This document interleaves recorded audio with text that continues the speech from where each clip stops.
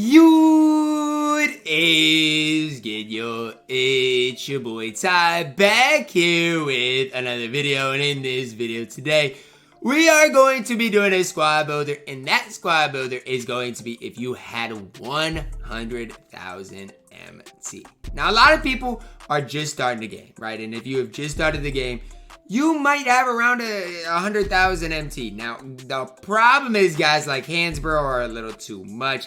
Guys like Ferry might be testing the waters on being too much. So, we've got to really ball on a budget for the 100,000 MT squad. Now, before we dive into it any further, guys, if you are new to my channel, haven't yet, man, make sure to smash that subscribe button as we're on the road towards 100,000 subscribers. Now, it's no question who the point guard is going to be. Is there ever a question on any squad builder who my point guard is going to be? Denny Avdia, 2,000 MT. Take it to the bank, man. Take it to the bank with this card right here at 6'9". Can do it all. You're probably sick and tired of hearing me talk about Denny. But just know my love for him grows stronger every single day. Now, it is getting a little outshined by Jrue Holiday. I will say I'm starting to like Jrue that little bit more. But man, Denny Avdia is a perfect way for you to start your team. Now, probably to the most expensive card that I'm going to be giving to you guys is Galaxy Opal Cassie Russell. Part of the reason I'm giving you it to give him to you is because I feel like at the shooting guard position, there's not that many great budget options, right? Cassie's 30,000 MT, and you're gonna have to spend that on him, right? I mean, you look at budget shooting guards, it's just tough. Mike Miller is solid for a budget option. I'm going to give you some other options. Matisse Thybulle is solid for budget options. But neither of those guys give you the offense that Cassie Russell is going to provide. So that's why I did decide to go with Cassie Russell for you guys. I think, especially with Denny, I mean, you need a guy that can go get you a bucket. And I think Cassie Russell is a perfect guy to step up to that challenge. At the 3, easy addition. One of the best power forwards, not only for a budget, but for an entire team, is Juwan Howard. I mean, for 3,000 MT, just so ridiculously good in my team. It's ridiculous how good Juwan Howard is. For 3,000 MT, it's just ridiculous. Incredible release. 6'4", 223 pounds. Let's compare him to, Danny Ferry, for example. I mean, it's just a little bit more.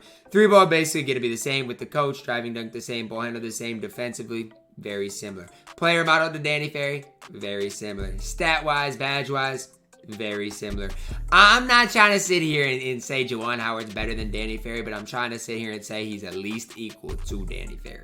Danny Ferry's got him beating badges. But while Juwan Howard is 3,000 MT, you're going to spend a lot more on Danny Ferry. I mean, Ferry's cheap, and that's why we're getting to him next, right? Danny Ferry is really cheap, and that's why we are getting to him next, because he's going to play my power forward position. It's that simple, right? For 15,000 MT, I don't love Danny Ferry at power forward, but he can hold it down. Now, I'm not saying he's much better than Juwan Howard, but he's better enough to at least be plugged into the squad. 97, 3-ball, 95 driving dunk, 90 ball handle defensively, very solid. Rebounding wise, solid. Speed, lateral quickness, solid. Again, badge wise, basically perfect. And that's, I think, why I like Danny Ferry so much. I mean, he's a card you pick up. You don't have to do anything to. Yes, Lucky 7. Yes, Hustler. Those are badges that would help Danny Ferry. I'm not trying to sit here and say they won't. But here's the deal. Denny, 2,000 MT. Cassie, 30,000 MT. Ferry, yes, 17,000, 16,000, whatever. Gonna be decently expensive. Juwan Howard's 3,000. So far you're looking right around 50,000 MT. And so yes, we're a little over where we want to be. Not for long. Boban. Big Boban Marjanovic. Now I gotta admit, I didn't even do a price check of Boban before I did this video because I was like, there's no way Boban could be very much MT, right? And he is still pretty cheap in my team. Now, his price has slowly went up. I'm pretty sure the first day he came out, he was like 3,000 MT. And now he's on the borderline of being 5,000 MT, but I don't really care, man. I really don't care. You gotta plug Boban into the squad. 7'4". You're gonna come up against Taco. You're gonna be coming up against Yao Ming. You've got to have a starting center that can compete against those guys. It's that simple. 7'4", decent enough 3-ball, but he's a card that's going to compete against those big guys. It's that simple. Is he the best in the game? No. Is his release good? No, it's horrible. But he can compete against those giants, and that's why he's on the team. Backup point guard. We got about 55,000 or 45,000 MT to spend. Backup point guard. We're plugging in D'Angelo Russell. He is so ridiculously cheap right now, and I'm not sure why. I don't know if the reason he's cheap is because we got a guy in Jrue Holiday who's really good. I don't know if he's ridiculously cheap because people think these new point guards are good, which they're really not. Marbury's not very good, and Mario Chalmers is okay, but just more of a fun card to use. I don't know why D'Angelo Russell is 10,000 MT or less. But what I can say is this. For 10,000 MT or less, I'm perfectly fine with having D'Angelo Russell be my starting point guard. He's my backup on this, but I'm perfectly okay with that. I'm a big D'Angelo Russell guy, and for a point guard for that cheap, it's tough to beat D'Angelo Russell. Now, the shooting guard position, again, guys, I mentioned how the shooting guard position was pretty weak, so let's strengthen it by giving it Diamond Kevin Huerter with his duo. Now, you got to have the duo really to go to get his stats and badges. And so when we break down the squad at the end on 2K database, we'll talk about that, right? But Kevin Huerter's price is cheap, man. He's 5,000 MT. And then you get his running mate in Cam Reddish. He's not very expensive either. He's a little bit more, I think. No, he's not. He's the same price. So for 10,000 MT, you can get Cam Reddish, you can get Kevin Huerter. Combine that with D'Lo, and for 20,000 MT, you got what I would consider is a point guard through small forward who are more than serviceable in my team. Now, I'm not going to sit here and hype up Cam Reddish as the best small forward in the game.